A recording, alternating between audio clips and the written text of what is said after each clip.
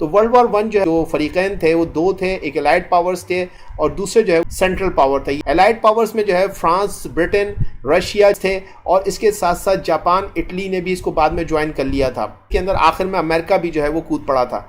इसके साथ साथ जो है वो सेंट्रल पावर जिसको क्या शिकस्त हुई थी इसके अंदर, उसमें ऑस्ट्रियो हंगरी एम्पायर, जर्मन और जो है वो ऑटोमन एम्पायर था। लेकिन अगर आप इसको ओवरऑल कहें कि ये वर्ल्ड वॉर वन जो है वो किसके दरमियान थी, तो ये बेसिकली जर्मनी और बकिया यूरोप के दरमियान थी। दोनों साइड से जो एलाइड पावर्स थे और सेंट्रल पावर थे, दोनों ने एक दूसरे के ऊपर बम्बार्टमेंट की।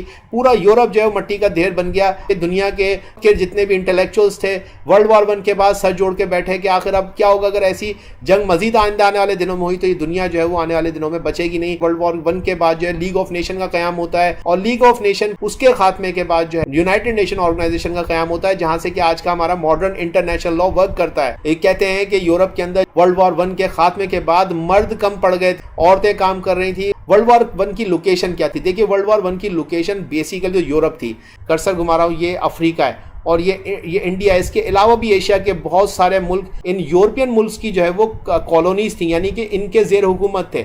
जब ये जंग होती है तो ये सारे कॉलोनीज यानी कि अफ्रीका, इंडिया और ये जो ईस्ट एशिया है, यहाँ से ये यूरोपियंस अपने जंग के लिए सिपाहियों को बुलाते हैं। यानी कि इंडिया से ही मेरे ख्याल से कोई 10 लाख से ज़्यादा लोग उस ज़माने में बरतानिया, ब्रिटिश के साथ जो है वो लड़े और मारे गए बहुत सारे लोग। इस वजह से भी इसको वर्ल्ड वॉर वन कहा जाता है कि इसमें पूरा का पूरी दुनिया जो है वो इन्वॉल्व हो गई।